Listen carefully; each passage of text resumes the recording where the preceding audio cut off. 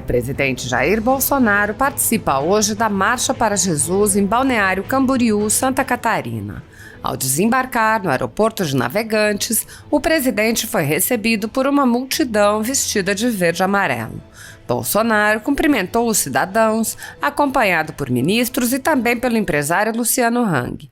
Hang publicou imagens da população que aguarda em Balneário Camboriú a chegada do presidente e o início da marcha. A ditadura da toga segue firme. O Brasil tem hoje presos políticos e jornais, parlamentares, influenciadores e partidos censurados.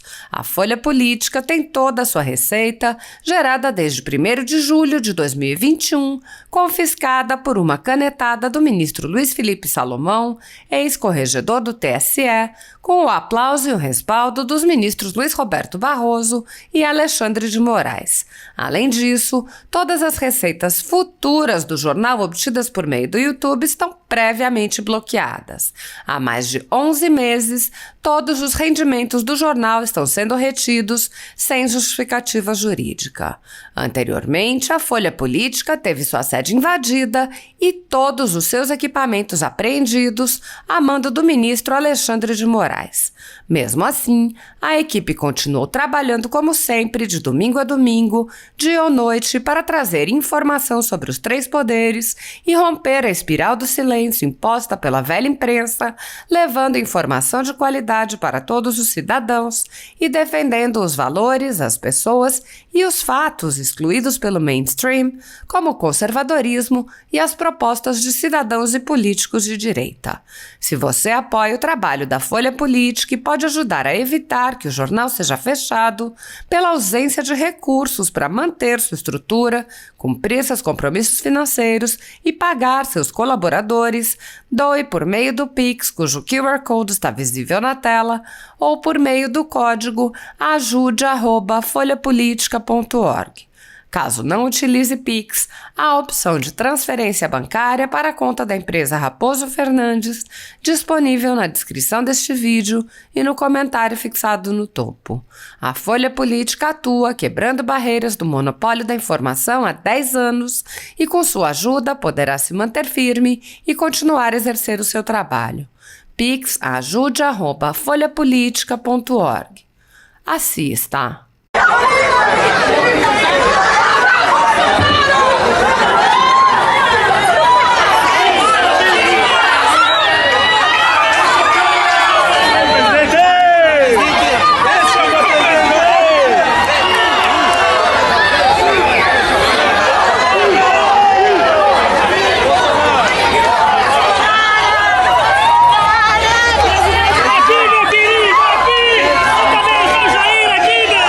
Falei!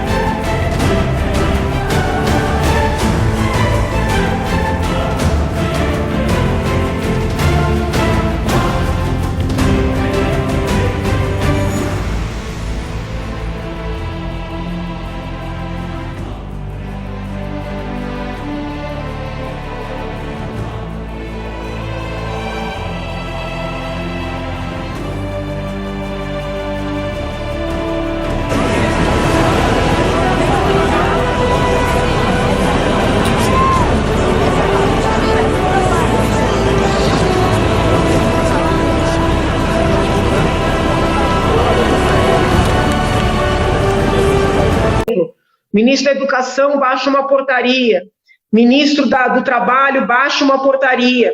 Aí a rede, né, que eu não consigo entender como é que tem tanto recurso para ter tanto advogado, a rede vai no Supremo, né, em regra a rede, e propõe uma medida ali para derrubar a portaria. E o Supremo, que, salvo o melhor juízo, nunca teve uma atuação de governar, porque aí não a gente tem que dividir o que é ativismo judicial do que é o Supremo entender que pode governar, tá? Então, o ativismo judicial, ele acontece quando o Supremo interpreta a lei de uma maneira muito elástica, interpreta a Constituição de uma maneira muito elástica, né? A gente pode dar N exemplos aqui. Agora, o que está acontecendo recentemente não é ativismo judicial, entendeu? É algo diferente, é algo muito perigoso, pois é o Supremo governando, entendeu? Então, assim, Supremo analisou o caso Elvanger, né? E estendeu o conceito de racismo. E, num segundo momento, estendeu racismo para a homofobia, criando um tipo penal. Isso é ativismo? É ativismo. Eu critico? Critico, sobretudo porque tem a ver com criação de crime, tá? O Supremo está analisando ali uma ação do PSOL para, eventualmente, legalizar o aborto e ter como um procedimento realizado no SUS, né? Isso é ativismo? É ativismo. Eu critico? Critico, em especial porque você está lidando com direitos fundamentais, porque todo indivíduo tem direito a nascer, tá? Mas o que a gente está vivendo hoje é algo completamente diferente. É a corte governando. Porque quando você tem, né, um presidente, um grupo de ministros, baixando normativas, nada exageradas, e outros partidos políticos que não conseguem eleger quadros, que não conseguem fazer o debate dentro do ambiente, né, do legislativo, impugnando por medidas judiciais, e reiteradamente ministros do Supremo, em decisões monocráticas, derrubando ações de ministros e do próprio presidente da República, aí não é ativismo judicial, aí é governo. Então, é importante a gente explicar isso, né, para os cidadãos, para os próprios críticos da atividade do Supremo, porque eu percebo muita mistura nessas críticas, né? E se a gente não deixar isso muito bem explicado, fica difícil da gente combater esse movimento, que eu vejo como um movimento perigosíssimo para a própria democracia.